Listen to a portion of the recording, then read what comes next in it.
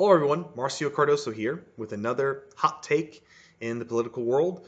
And this one has to do with taxation and how should we tax the people. Um, as you know, right before Christmas, about a month ago, there was a huge tax bill passed by the government, by Congress, signed into law by President Trump, which changed a lot of things with the tax code.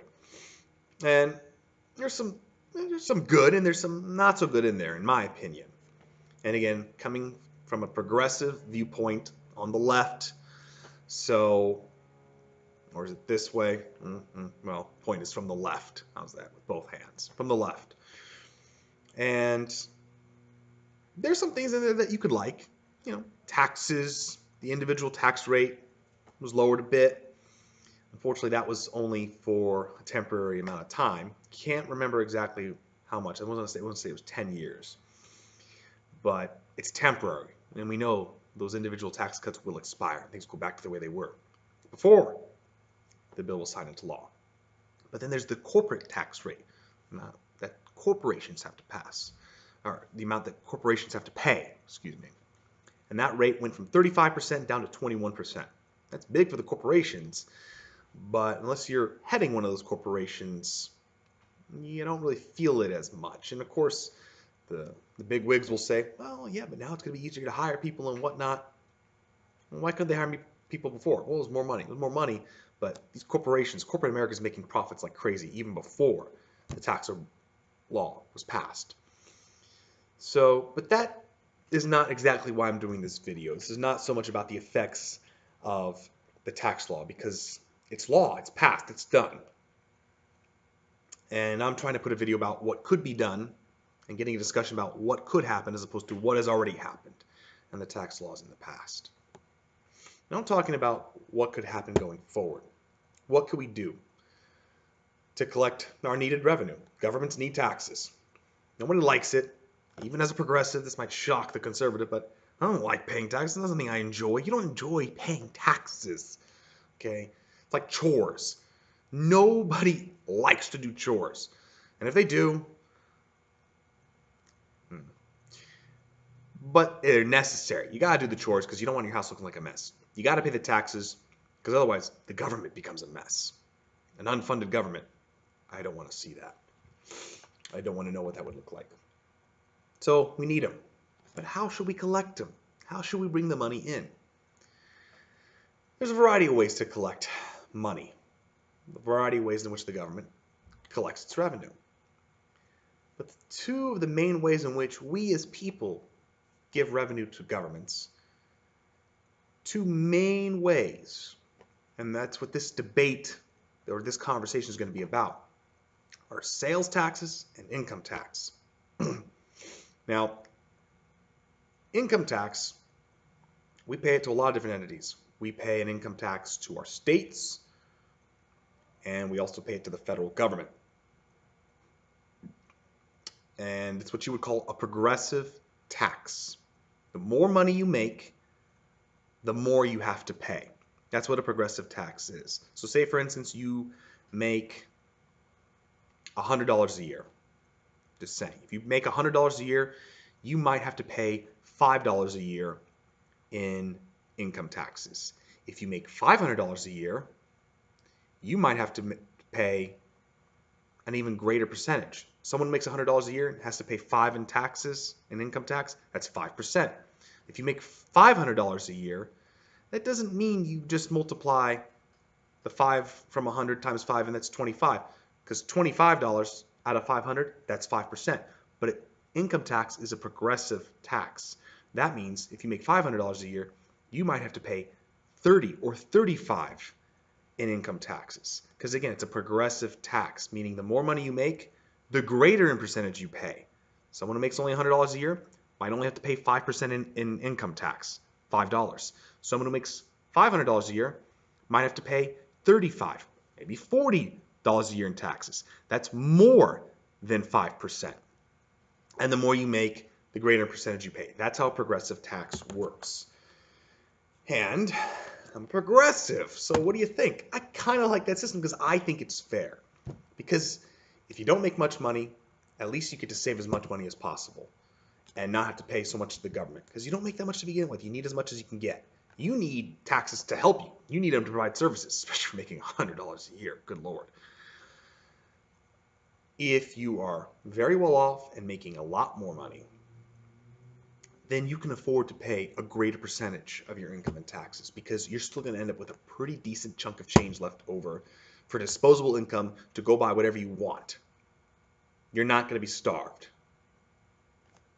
Ask the Warren Buffetts of the world. They'll tell you that they could afford to pay more in income taxes because they'll still be loaded afterwards.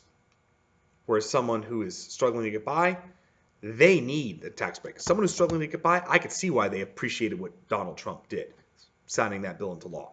That's going to help them for 10 years or so. So income taxes for me, in my opinion, I like that setup because it's a progressive tax.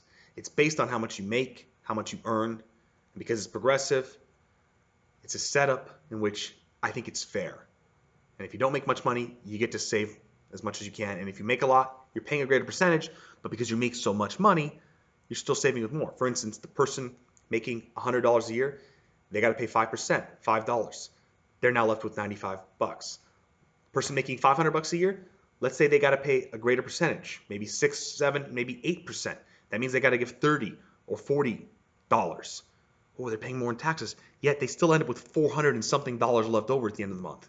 400 and something as opposed to 95. So the person making more money is still in better shape financially. But now the person making less gets a little more of a pick-me-up, a chance to stay afloat. Then we have the other major tax that affects a lot of people in this country, and that's the sales tax. The sales tax is the opposite of the income tax. It is not a progressive tax. It is a regressive tax because it's a flat tax. Let's say I want to go buy something on the dollar menu at McDonald's. I know you shouldn't be eating that stuff. And actually, I haven't been at McDonald's for quite some time. But I'll probably go one day again. Yeah, it's pretty good. And it's not that expensive. It's not a 5-star restaurant, but it's pretty good stuff, right? Let's say I get something on the dollar menu. Of course, you're not paying $1 for that item. You're paying $1 and whatever's left over for sales tax. Here in California, the sales tax right now is about 10 cents. It's pretty expensive. So you actually pay $1.10 to go get a chicken sandwich at McDonald's right now. It doesn't matter if you're a millionaire or if you're barely making enough money, like $100 a year. You all pay that $1.10. You all pay that 10 cents. And so because most people in this country are not millionaires and billionaires, because most people are part of the 99%, or are part of a middle class or working class who are struggling to get by or doing enough but not doing spectacular, when you add it all up, the amount of money that the government collects in sales tax revenue comes largely from working class, poor people, or middle class. But it, by and large, is not coming from rich, elite, upper class people. That's why it's regressive, because it's essentially the opposite of progressive. The bulk of the money is coming from lower income folks. What do I think? I don't think we should have a sales tax. I think we can get by without it. And that would be somewhat controversial, but I think we should be gone with it. Some people might say, how dare you? Others, depending on where you are in the country, you might be watching and going, yeah, that's what we already have. You see, there are states in this country that do not have sales taxes at all. Oregon being one, for example. We're here in California, so Oregon's our northern neighbor. They don't have any sales taxes.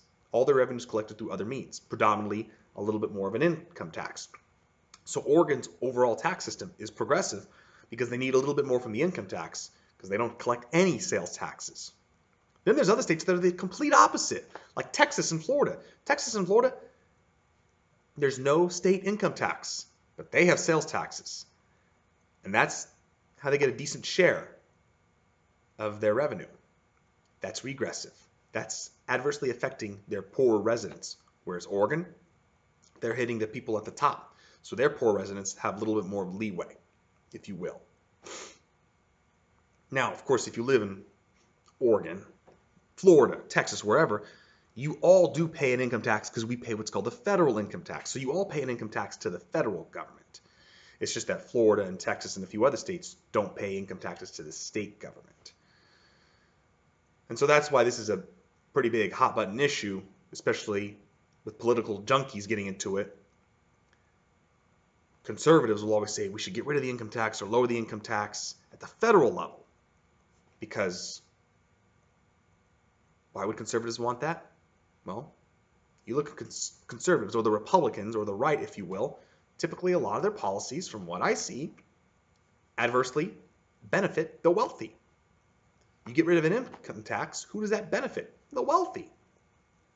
But you never hear these talking heads saying, get rid of the sales tax. I remember once, former Governor Charlie Crist of Florida. I don't know what he is now, Democrat, Independent, Republican, but at the time of this interview, I know he was a Republican.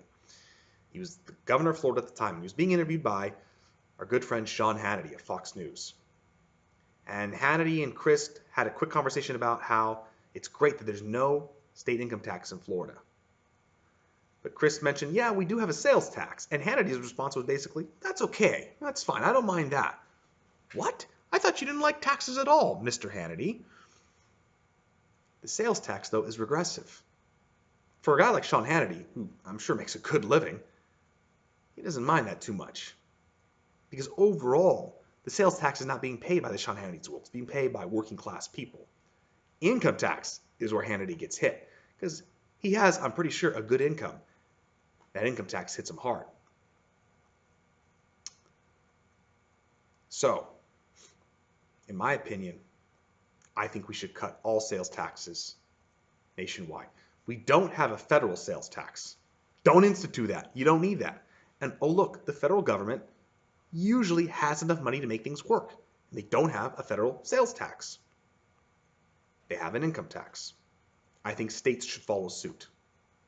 And I guess this is geared more for people who live in states who do have sales taxes and would like to see them go away. Because if you live in a state like Oregon, you're probably watching me going, ha, we're already there. Good for you, Oregon. Good for you. But to be quite honest, there's no reason to have a sales tax. Oh, where's that money going to come from? You counter it with an increase, a slight increase in the income tax. Oh no, that means my taxes are going up. No, income taxes are progressive. You might be paying slightly more monthly on an income tax, but remember, all that money that you were paying when you went to a McDonald's or went to go shopping or went to go buy something or went to the grocery store, the amount that you pay for those grocery items or whatnot, all of a sudden that amount is going to go down because now you don't have to pay the sales tax anymore. And the amount that you save from that, because you no longer have to pay that anymore, will for most people be greater than the amount that they're now going to have to pay extra because of their income tax. So again, if you get rid of the sales tax and you counter that by slightly increasing the income tax, therefore the government still gets its revenues, but now it's getting more of its revenue from the wealthiest people, which means for most people, you're going to have now more money in your pockets at the end of the month. And yet the government still gets its money. But if you're wealthy, now you end up paying a little bit more. But as Warren Buffett said, you can afford to do that, can't you? Sean Hannity might beg to differ, though. It can be done. Oregon's proving that it's being done right now. And wouldn't you believe it? Oregon, typically a progressive state run by progressive politicians, proving that it can be done. Texas and Florida, they're not doing it. Why? Well, by and large, those states are run by more conservative politicians or politicians that favor business interests. The elite. It's an interesting debate. If you agree, upvote it. If you disagree with this, downvote it. Let us know what you think. Post your own video. But I think we can do without the sales tax. Hey, a progressive who wants to get rid of taxes. Sort of, right? Shh. But it can be done. Eliminating the sales tax would be beneficial to working families, working Americans. And makes me more likely to want to go buy a couple of McChickens at McDonald's. Can't beat that. Thank you for watching. Have a great day.